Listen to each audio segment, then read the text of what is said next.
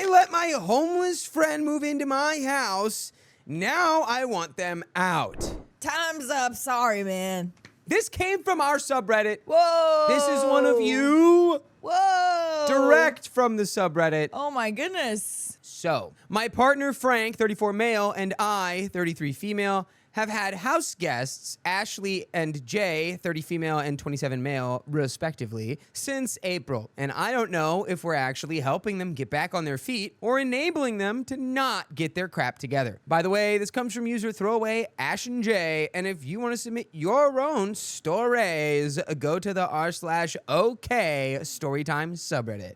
So, I've known Ashley for a decade. We were co-workers at a biotech. We did not interact often, despite it being a small company, but when we did, it was friendly and positive. We were both on the company softball team, but never got much closer than friendly acquaintanceship, despite getting along. In 2020, Ashley got a new position within the same company, and we no longer had such interaction. In 2022, I left the company. We kept up with each other on socials. I mostly am a lurker, so I knew she left the company to move to the West Coast with her boyfriend Jay to pursue an artistic career. I heard they got married and sent a card and a gift. Apparently, the West Coast dream was not as easy to achieve as imagined, and within about a year of them moving there, they were struggling to make ends meet. They decided to leave the West Coast and move near family for help. The family was not helpful, and jobs were scarce. So they wound up back in the Midwest, couch surfing at an old buddy's house around January 2025. Ashley got a full-time job. Jay was looking for jobs for months, but struggling largely because of a criminal charge when he was 18, 19. Jay does have some income from teaching photo editing software skill classes over video chat 2 to 8 hours a week. In late March, things went south with the crash pad. I, unaware, saw Ashley was back in town from a social media post about her new job. The company has a distinctive regional name. I reached out to her to catch up. A couple days later, she responded that she and Jay were mostly doing well, but they were going to be living in their car for the foreseeable future. Jay was gathering all of their things from the buddy's apartment and throwing them in the car as we spoke while she was working. This happened to be a day with tornadoes in the forecast. Lots of storms were predicted all week long. Them trying to ride out multiple severe storms in a car didn't sit right with me. So I called Frank and asked him if Ashley and Jay, who we had never met, could stay at ours for the week while the storms rolled through. Frank agreed, and they came over. Having them around for a few days didn't totally suck. So at the end of the week, we told them they could stay through April for free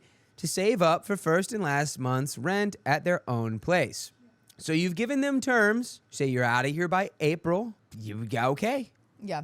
That's that. Bit of a limit, unfortunately. Yeah. It's just how it goes sometimes. I also found resources for them to get on Medicaid and SNAP benefits. While we were happy to feed them, they have different dietary preferences than Frank and I. After a week or two, they came to us and said they'd been looking at their budget and asked if we would be okay with them staying longer, 3 to 4 months in total, which would be moving out in July and August. That way they would have more time to save up for a couple months of rent and a deposit on a new place, and also a little emergency fund. Frank and I discussed and said yes. They're fairly decent as housemates, tidy, fairly quiet, conscious of sharing common spaces. We've definitely had much worse. Jay found a job in early May, but the hours were nearly opposite of Ashley's. And after a couple weeks of them juggling rides with one car between them, he told me while I was giving him a ride to work that he was getting pretty depressed about only seeing his wife when sleeping, driving to and from work, and half an hour in the morning before her shift. He wanted to quit his job over it and cried because he was so upset. I told him to start looking for a job with hours more in line with Ashley's, but he shouldn't quit his job until he had something else lined up. I also told him to give it a while, as starting a new job is always an adjustment, and if he really couldn't deal with it, he'd only have 2 weeks after turning in his notice, less than 10 shifts because he was part-time, to get through. He ignored me and quit his job the same day.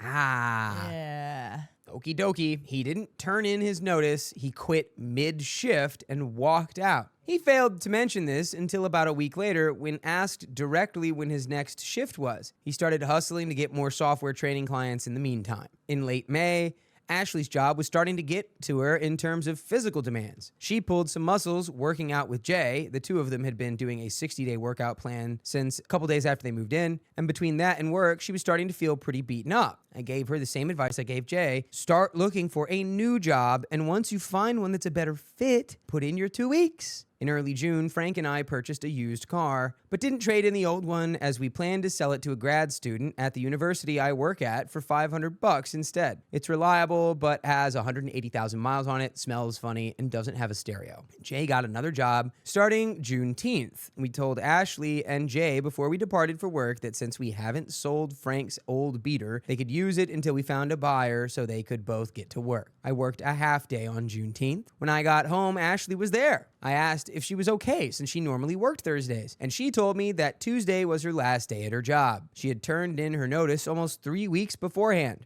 Notably, Jay had interviewed for his new job on Tuesday, which means for nearly 3 weeks they had planned to both be unemployed and hadn't mentioned it to Frank and I. I was livid, but excused myself to take a shower. Later that day, once Jay returned from his first shift, I asked Ashley and Jay why Frank and I had been left out of the loop regarding their employment status. They'd both assumed the other had let one of us know. I wasn't sure if I bought it, but dropped it because I was angry and didn't want to be cruel. After taking Friday to cool off and discuss with Frank, we called a house meeting on Saturday to ask them what had been going on, why the heck they hadn't told us, and if they were still on track to move out as planned with the loss of income. They said things were rough, seemed to be getting better, apologized, and admitted it wasn't cool to not tell us about it, and reiterated that they had intended to inform us and said that they would be moving out by August 15th for sure, as Jay's new job was more than enough to replace Ashley's income, and Ashley was also looking for a less physically demanding job. The following Tuesday, Jay got fired from his new job. They didn't tell us. So let's talk, huh? Yeah. Recap on the job status here. Myra in the chat says, Yeah.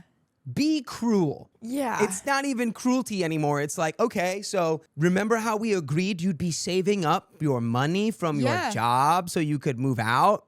Why are you both quitting your jobs without telling us? What's going on with that? You're going to have to move back in with the fam. You're going to have to do something because this is not sustainable. Yeah. This started as, I don't want you to sleep in your car while we're being pummeled by tornadoes. Right. Now it's, you guys can both be unemployed and live in our house? Yeah, because it's like, okay, he got fired from this job, right?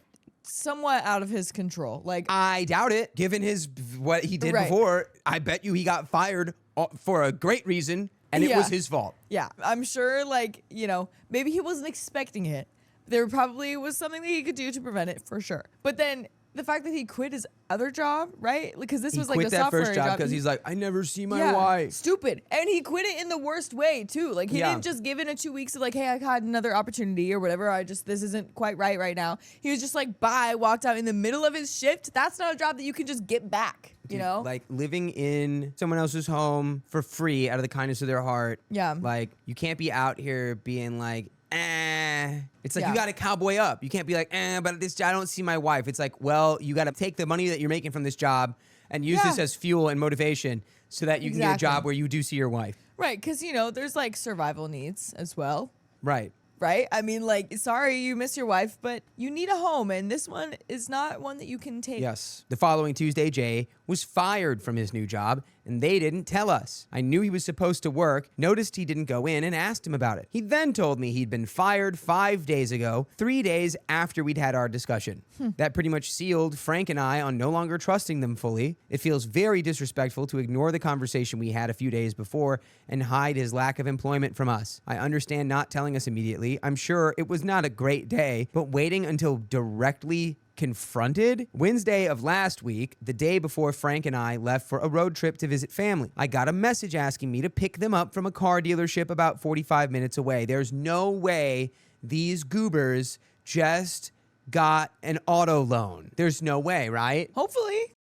Hopefully. They had taken their car up to trade it in and buy something more fuel efficient, only to be informed that their suspension was fully destroyed and their tires had wires showing. The dealership guy begged them not to drive it home. He was worried they would get in an accident because it was so bad. They called the tow truck and I picked them up. They thanked me, saying they couldn't afford the Uber. Their undrivable car is now parked outside our house, and despite me asking them multiple times in the following week whether they've got plans to take it to the shop, they're a bit evasive, but think it will be $2,000 to $3,000. While we were out of town, they used Frank's old car to get around. Shortly after we arrived back in town, Frank's new car blew a tire, which led us to discover that the suspension on the new car is apparently shot.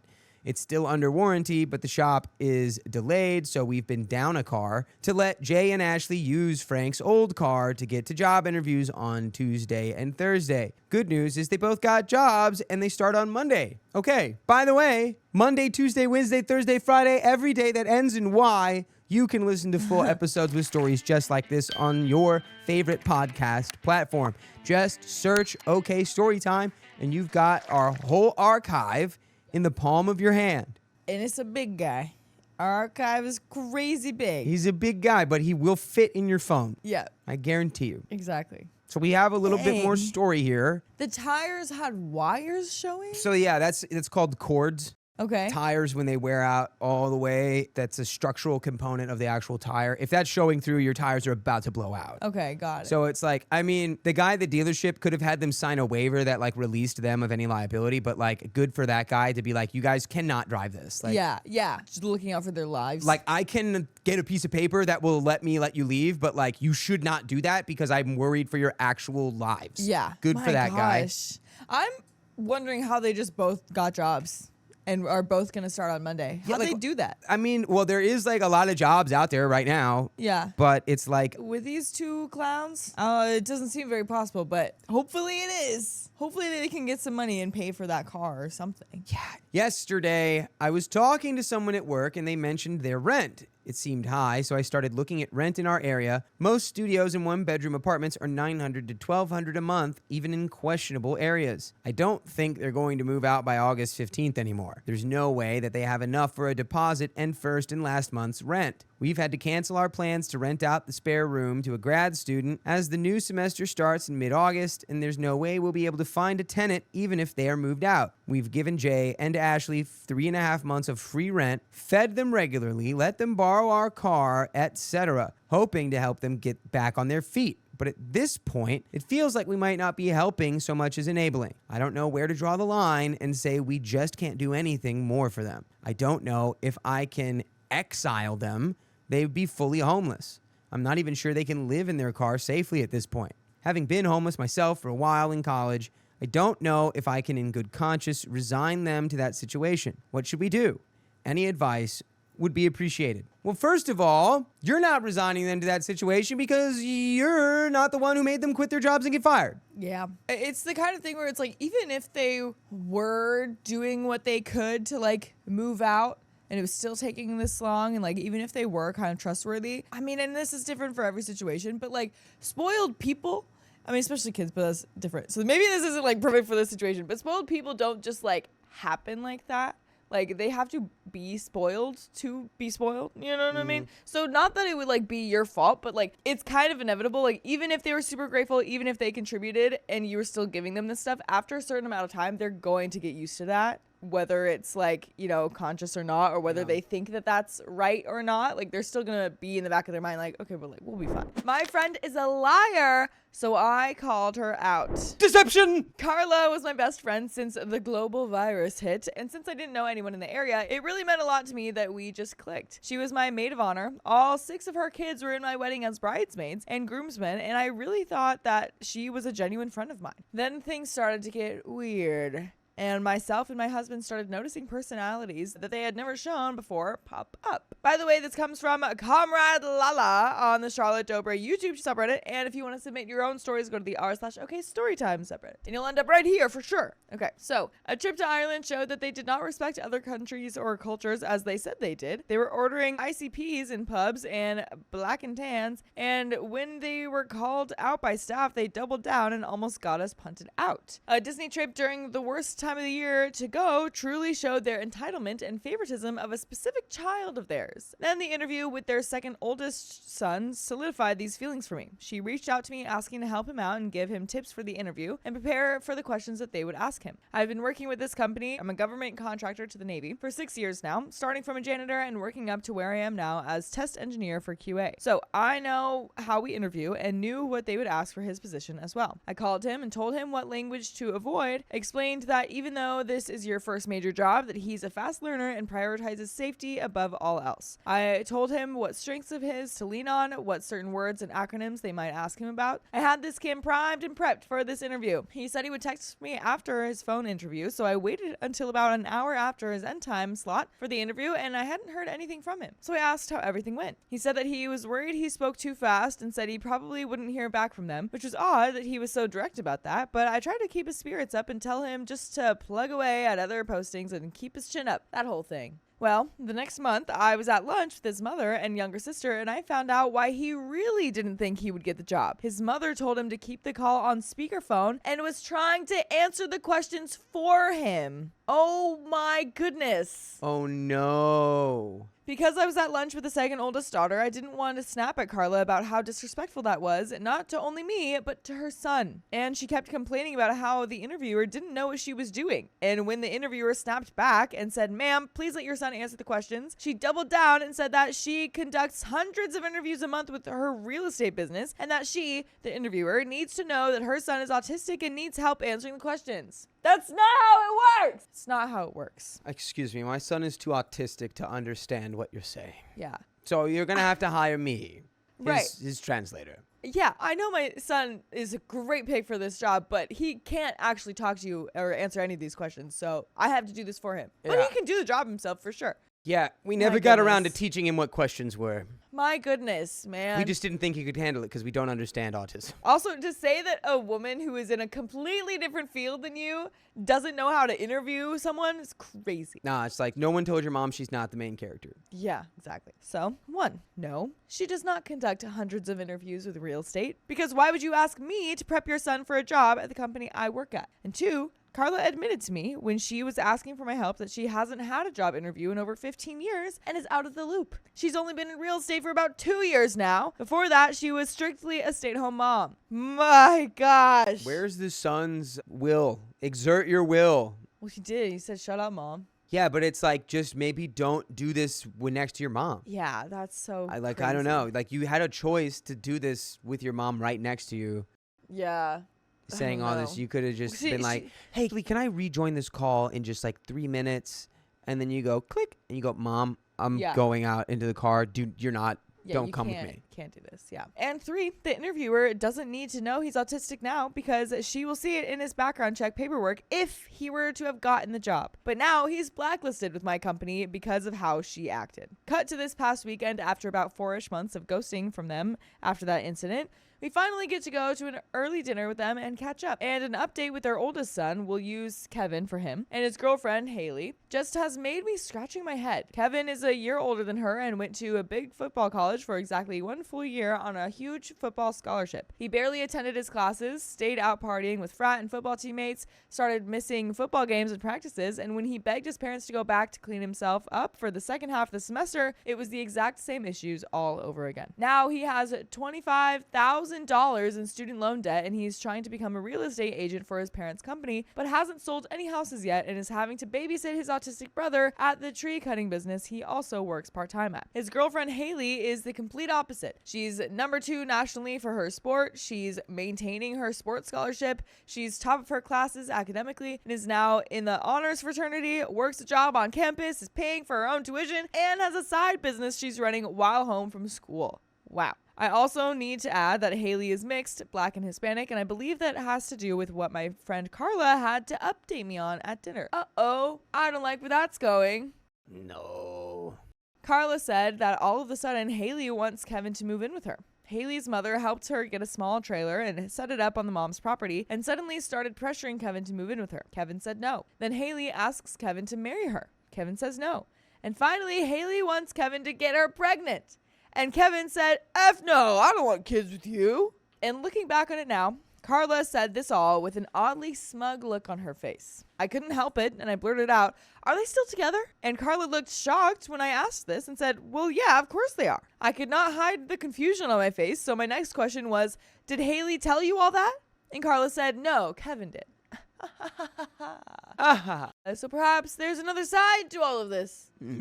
And that's when the conspiracy gears started turning in my head. Carla and her husband never have anything nice to say about Haley's family and use the word ghetto or hood a lot. When Haley wasn't within earshot, black women were homely and broke looking. And the Hispanic community were thieves and leeches. See where I'm going with this? Those comments were what started us distancing ourselves from them because we could never get them to understand that those phrases were obviously discriminatory, but they can't be discriminatory because their son is dating a black girl. And now I think Carla is trying to spin Haley into being this baby trapping stereotype that I know she isn't. Haley is going places in her college career and Kevin isn't, and my friend Carla knows this, and I think she's jealous of that. I brought this up to my husband on the way home from that dinner, and he asks the same questions I did. We had never heard Haley say that she wants children, and every time she spoke about college, she was always pumped and excited for what careers she wanted to go into. Haley is always posting weightlifting updates, her routines for her classes and practices, her impressive gains and muscle, and the whole deal. Why in the F would she want to throw that all away now and get pregnant and risk her entire college scholarship and career? And not only that, but Haley also never expressed wanting to marry Kevin. But Carla was already calling her a daughter-in-law when they were still in high school. Carla, you gotta figure stuff out, man. Do you want her or not? It's not your choice,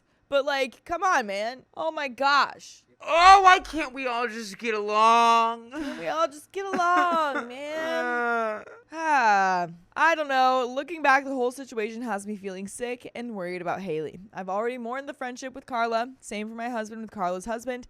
But this is just gnawing at the back of my mind still. Do I warn Haley? She sees Carla as a second mother, and I don't know if she needs that tainted, but at the same time, Carla and her husband use Haley as the token black girl get out of discriminatory jail card. Or do I just monitor Haley on social media like I have been and support her through there as I have been? I'll also bring this up with my husband tonight. We were sort of invited to 4th of July with them, so if anything, I could try and get Haley alone and check in with her then. And there is an update! What do we think she should do? I saw the first sentence. I did too, and I got really excited and scared. In all caps. Yeah. I think if like someone like Haley, who's a person of color, sees like someone like Carla as a second mom, and Carla is just being behind her back, like that person deserves to know, like, hey, this is a unequally skewed relationship dynamic. Yeah, they're adults. She can handle it. You know, if this was like a kid and it was like the son's best friend or something like that, yeah, maybe don't tell that child. Yeah. But she's in college. She's, you know, she can handle that information. Yeah. And I think tell her to get out. But there is an update. I think we all got a sneak peek. So let's jump right in. Mm-hmm. So, update. She effing lied. It is now 5 days after the 4th. A little bit more context of what happened the day before the 4th show why this friendship is more than likely cremated at this point, as a lot happened specifically to my husband as I was working in the office on the 3rd. While he took the 3rd and the 4th off. That was the longest sentence ever, OP. Our friends had just gotten home on the 2nd from a trip to Scotland, one where we were supposed to go with them, but due to husband switching to work with the federal government directly, he wouldn't have the time or vacation hours to do this, so they just went ahead planning without us, after stating that they would wait a year. Cool. So my husband wanted to help out as much as he could and reached out to the husband very early to ask what they all needed for a food run. The husband didn't reach out until around 6:45 a.m., asking how long it would take to go up to New Hampshire and come back. For those unaware, New Hampshire is where you can go to get the fireworks that actually take off into the air, not just the sparkler fountains. My husband has done this before and put on 45-minute shows for our friends, but he stopped doing that after the husband promised to pay him back and never did. And that would be thousands of dollars, I'm sure. Yes, they are expensive. Yeah. The most expensive show my husband put on for New Year's was at $5,000. Yeah. The ones before that were between $3,000 to $4,000. Sensing something was off, my husband said it would be around 2 hours there and 2 hours back, but that would be with zero traffic on the road. He also added that in the specific fireworks shop he uses, said that due to tariffs, cause yeah, you know, fireworks, China. The shop said that all of their merchandise was 3 times more expensive and that they no longer offered certain items due to the crazy cost of getting them in stock. And if the husband wanted them to be able to set them up in time, he and my husband would have to leave within the next 15 minutes. What does that prick say? Well, I have to rent a jackhammer to work on our side of the porch for the day, so it would have just been you going. I knew it. I knew this guy wasn't going to go. He absolutely was not going to go with this husband. Yeah, no, today is working on the porch with the jackhammer day. Yeah. Well, has to be today. Why would you schedule that for the holiday that you're going to spend with people. I rented the jackhammer today. It has to be today. That's crazy. Stop arguing with me. This meant my husband using gas and mileage on his car, using his money to buy fireworks at 3 times their usual cost, and then spending his entire day and night stringing all of them together for a show that you get to benefit from. Sensing my husband was about to pop off, he replies, "Probably too ambitious for just getting back home. We'll just stick to food and whatever the neighbors at the lake house decide to do." And by the way, the husband never responded to what food they effing needed. So my husband physically goes down to their house and asks, "Hey, what's the food situation? What are you guys doing?" And he says a brisket that they planned on smoking that day. And corn as well, apparently. There's supposed to be at least 20 people at this party. So my husband says he'll handle the sides and get some meats and cheese for snacks on the day. And our, quote, friends say, "Oh, that's perfect. Swing by the lake house tonight and we'll open a bottle of scotch from Scotland and have dinner there and relax." I get home around 2 p.m. to my husband cooking like crazy. 2 different potato salads, 2 trays of smoked homemade baked beans, 4 different dried meats and cheeses for a charcuterie board, crackers, booze for the party itself, at least 10 bags of ice, plus the ingredients I needed to make a Basque cheesecake. This is so much work that you guys are doing. Oh my goodness. I help him with the remainder of the food, and overall the cooking time was at least 7 hours. So my husband texts them, "Hey guys, wrapping up with food prep and we're ready to bring everything over to the lake house. What's your ETA for getting ready?" An hour goes by. Nothing. Then the husband texts back, "Oh, we'll be there soon. Wife's name is going to get food for the kids and then we'll meet you over there. Give us an hour." Okay. Figured we would see the kids tonight too, but there are 6 of them, so maybe they just want to chill with us. That's fine. Another hour goes by and everything is cleaned up. My husband showered and we got the car packed with everything except the beans, which he smoked overnight, and my cheesecake because it has to cool down before I can put it in the fridge still. So my husband texts again, "Car's all loaded up now. Are you guys good or need a little longer?" 30 minutes later, I text my friend asking if everything was okay, and then my husband gets a text and says, "Key for the lake house is on the padlock safe. The code is blah, blah, blah, blah. Only the door handle locks." That's it. No thank you. No apologies for being too tired to meet up with us, or we can only stop by for a quick minute. Nothing. Just drop the effing food off and be gone with you. Or that's how the text felt anyway. So I'm rip-roaring pissed off for my husband's sake because this was his final olive branch to these people and he got spit on by them essentially. But my husband was at that cool, collected, silent anger phase. Gotta love that. That's the scariest kind of angry, That's the actually. scariest phase. It's the most unpredictable. Yeah. Yeah. Happy anger. Yeah. Calm. Centered anger. anger. Everything with the day hit him all at once, and he simply raised his hands and said, "F it. Let's drop off the food and take care of ourselves." Why would you not want to stay? Why don't you lock them out? Yeah. Ooh, that's a fun idea. Take the lake house, lock them out. I made the food. You must enter the password to come in. And the password is just food delivery. If you bring food, then you're good. Look up how to change the number on the padlock. Yeah. And just change it by 1 number. Right.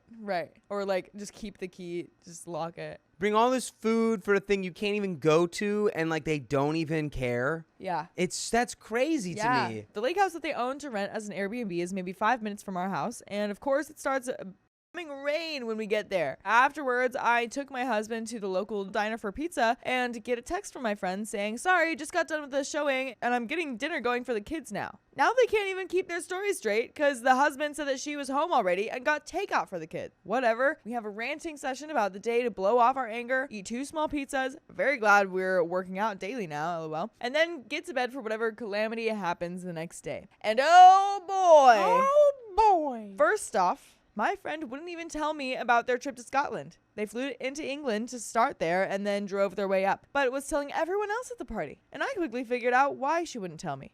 The story she was proud of was watching the horses at Buckingham Palace nip tourists that got too close. You can be proud of that. That's good. I like that. It's kind of silly, huh? I like it when the horses bite the bad tourists. The bad tourists. But supposedly, she got right up next to a horse, stroking its face, and started, quote, speaking in Native American to it. And the horse bowed to her in response. So you can't speak in Native American because they don't have a unified language. They have tribes, and each tribe speaks its own dialect. You absolute goober. And they don't even call themselves Native American. So There's Native. yeah. That's Also, you're in England. crazy. That horse. He don't know what you're talking about. He doesn't know. Ha- What do you mean? What do you mean? You're in England. My goodness. This was lie number 1. Because I know there's a video of a woman on an actual Native American ranch with American bred horses, and she's taught them how to, quote, respond to various commands in her native tongue. And since there's no video or even picture proof of my friend doing this, I knew she was lying about it. And doubly so, because had she told me that story, I would have called her out on it. Because they don't let you get that close to the horses or touch them. And also, as spiritual as I am, I have a hard time believing that an English horse knows any phrases a Native American horse would. Like, you wouldn't expect an English horse to know French commands, right? Anyways, what the F instance number 2 was when the mother-in-law came over and asked if they ran into any protesting over there. To which my friend said, oh yeah, we pointed at them and told our cabbie that was driving us what effing idiots they were protesting for Palestine. And then we laughed and kept saying how dumb it was. If my side I could scream. Yeah, I prescribe you one viewing of the movie Superman, directed by James Gunn. Yeah, don't they talk about that in that movie? Or, I mean, it's somewhat. I prescribe you one showing of the movie Superman, directed by James Gunn. Yeah. My husband had to grab my arm to stop me from saying anything, but everyone that showed up was uncomfortable by this statement. And the final straw was what the F instance number 3. As I'm helping plate up some food, the mother-in-law says, I saw a weird article that said that the vid vaccine unalived more people than the virus did. My friend says, oh yeah, that's very true. I saw a lot of articles about that. And I refused to let that one go. I very calmly explained to her, no, sweetie, that's been debunked. A lot of it was either AI generated or falsely written to fearmonger. Y'all, she doubled down. No, that's not true. I've seen plenty of articles. She starts to raise her voice. Sweetie, no, I'm sorry, but it's been proven false many, many times. Did you look it up on Snopes? I didn't have to. I saw it on husband's name's computer. He showed me the federal email about it. No, you didn't. Yes, he did. I showed it. He showed it to me. Sweetie, whatever you think you saw, I'm telling you, it's been disproven. Look it up. And I just walked away and had to vent to my husband. The many things wrong with that interaction, the main being if she really did see it on her husband's laptop, who is part of the federal government, she just admitted to a security violation. And then on top of that, my husband is also a Fed. He confirms no such email exists, and more to top it off, I'm also a government employee. It truly got to me that she refused to hear otherwise to her own bias and tried to bully me down with a straight up lie that just because her husband is a Fed, she knows more about a mysterious government email she supposedly saw. My husband had to calm me down for a straight hour because I was ready to leave right then. OP, you should leave. If you were ready to leave right there, leave. You don't need to stay. You don't need to stay, OP. Get out of there. Get out of there. That was the stupidest thing you said this whole time. We can just fully not want to hang out anymore. That's okay. That's okay. And in the moment, you know, I've said it before. I'll say it again. I'm going to keep saying it because it's one of my core tenets. Yep. It's time for some silly baby energy. Silly baby energy. Yes, this person is a delusional idiot. However, you're not going to change that. So instead of trying to, like, you know, break down the brick wall of stupidity with your fists, you just go, silly baby. Silly baby. Silly baby. Oh, they're so stupid. In your heart, you have to go silly baby. Silly baby. Yeah, don't call them a silly baby. They'll get mad. They'll get mad. But in your heart, silly baby. But I mean, you could call them a silly baby. Just for, and sure. And then walk this away. is for the point of peace. Yeah. For your own peace. It, guys. How do I cope with this absolute idiot? Don't do it. You silly baby, though. Take your food and get out of there. You spent so much time on it. Eat the food. Get out of there, OP. Put the fries in the bag. Yeah. But you guys should never go anywhere because we have got full episodes with more stories just like this on Spotify, iHeartRadio, Apple Podcast, whatever your favorite podcast app is. Just search OK Storytime. Don't go anywhere. Sneak into your local library and put it on every computer. That's a great idea. It's a great idea. Yeah. There is a little bit more to the story. Let's just jump right into it. Okay. But wait, the final, last straw of a lie. The girlfriend is probably thinking of breaking up with the eldest son. Me and my husband were congratulating the girlfriend on a fantastic second semester finished and just talking her up.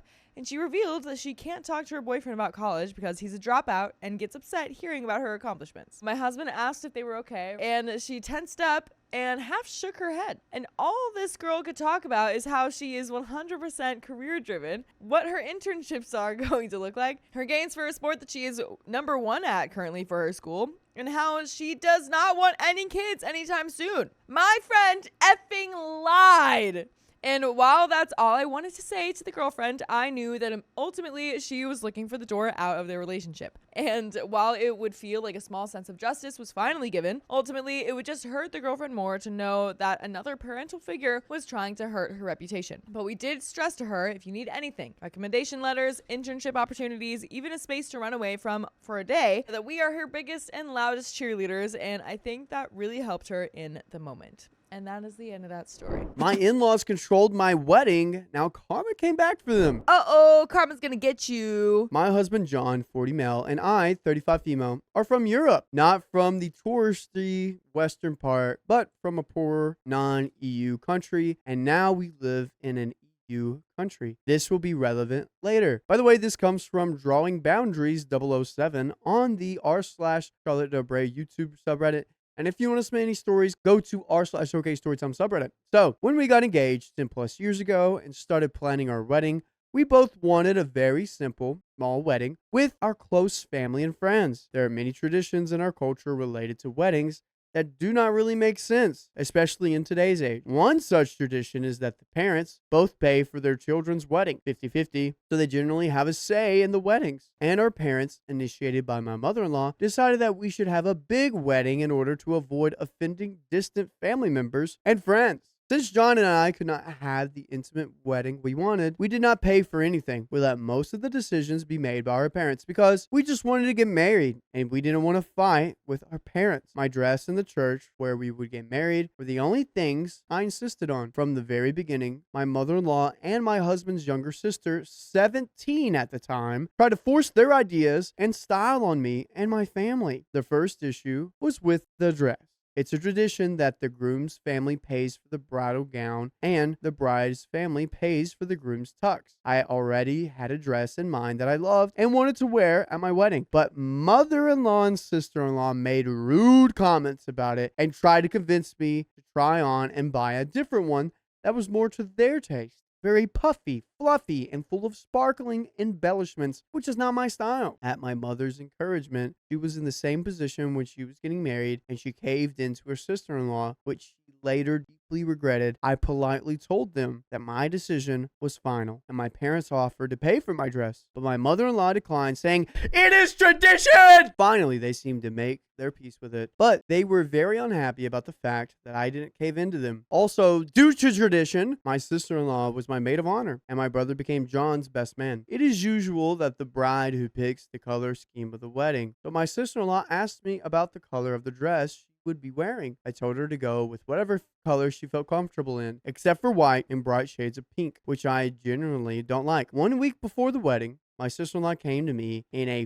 fake apologetic tone and told me that she bought a dress that looked beautiful on her, but unfortunately, it was bright pink. I was like, okay, not that I could do anything about it now, so I let it go. I almost admitted that I had already expected some petty move from them, so I was surprised, and I knew that bright pink would stick out like a sore thumb at our wedding, and it would not look good on her, so I was like, if you want to look hideous, who am I to stop you? The second issue was with the church. My husband was baptized Catholic, and I'm from a Protestant family. My husband did not practice his religion at the time of our wedding, and since I was practicing Protestant, we had already decided that we would attend a Protestant church after we got married. I regularly attended church in my small town. It is an 800-year-old beautiful small church. Used to be Catholic before the 1500s, where my grandpa served as a pastor. And my parents also had their ceremony there. So because of both sentimental and practical reasons, it was natural that we would also have our ceremony there. By the way, it's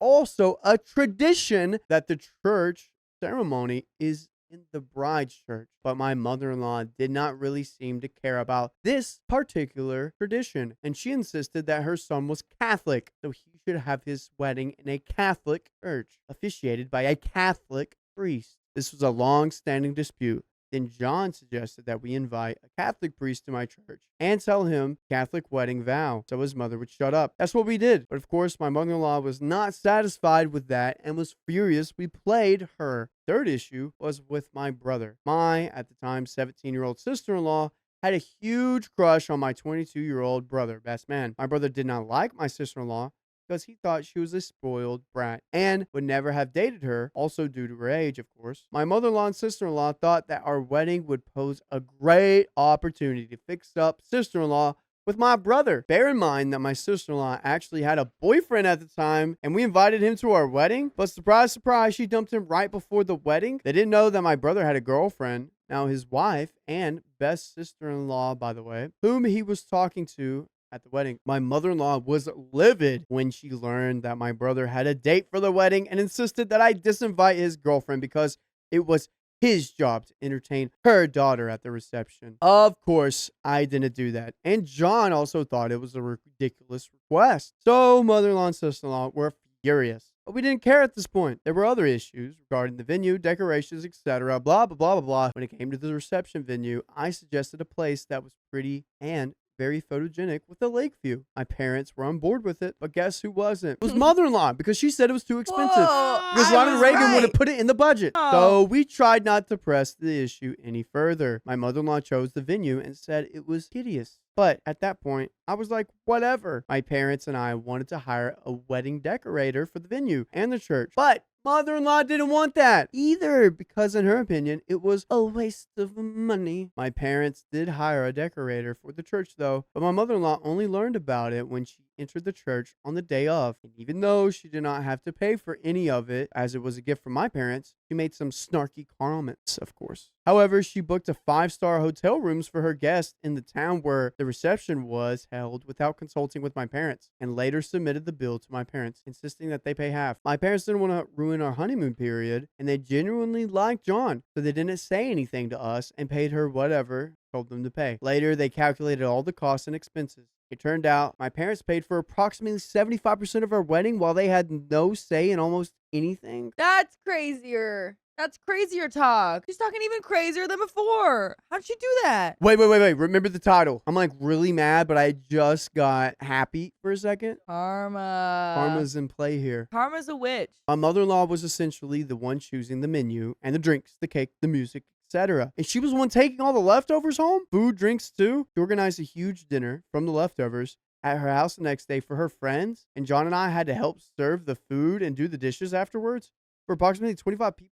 Mind you, the wedding reception ended around 5 a.m. on Sunday, and preparations for the dinner started around 11 a.m. the same day. Since the wedding was not what John and I actually dreamed of, we just wanted to get it over with and didn't really enjoy the day. My mother-in-law and sister-in-law looked like blobfish the entire day and night, mainly because my brother didn't give any attention to my sister-in-law. Fast forward 6 years ago. Sister-in-law started planning her wedding. From the very first moment, it was made clear that John would be the best man, but I would not be included in the wedding party. In our culture, it is considered rude to separate married couples, meaning that if one is asked to take part in a wedding, the spouse is to be included one way or another. You know, tradition. I knew this was part of their revenge for not hunting my brother's girlfriend out of our wedding. But joke's on them because I was actually relieved that I didn't have to put up with my sister-in-law's BS leading up to her wedding. Mother-in-law and sister-in-law wanted the wedding to be held in the country where we are from. Let's call country A, Albania, because it was cheaper than the country we are currently living in, and where the groom is from, country B, EU. Mother-in-law and sister-in-law planned the whole thing, and they seized every single opportunity to make it clear to us that it was going to be a special, elegant, and expensive celebration, and not like ours. They booked the venue that I wanted for my wedding, the one with the lake view. They hired 2 different decorators, one for the church and one for the reception venue, because as mother-in-law put it, my sister-in-law deserved that and much more. They reserved the biggest Catholic church in the area for the ceremony. My sister-in-law was Catholic, and it was tradition that the ceremony held in the bride's church. Mind you, my sister-in-law never attended this church, but they told the groom's family she did. Oh, and my mother-in-law paid for my sister-in-law's dress because they didn't want the groom's family to have a say in it. And, of course, they put deposits down for everything. Venue, church, decorations, hotel rooms, photographer, etc. Whatever they had the opportunity, they would rub in the fact that this was going to be an extravagant event with limousines, flower decorations, and white doves, and in our John and my faces.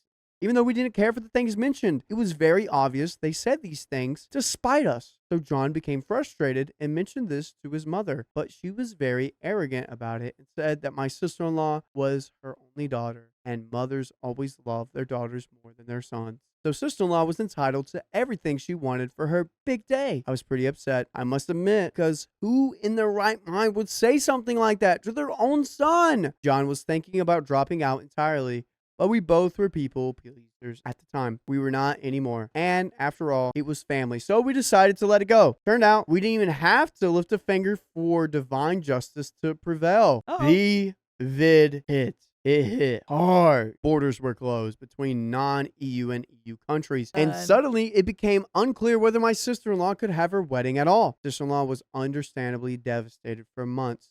But since their wedding was scheduled for the summer, the vid restrictions were lifted somewhat, and it became possible to have their wedding in country A, where all the deposits were already paid. Then it turned out that since EU countries, like country B, had harsher restrictions on large gatherings than country A, the groom's guests were afraid of catching the vid in country A and started canceling. Mother-in-law and sister-in-law went into panic mode.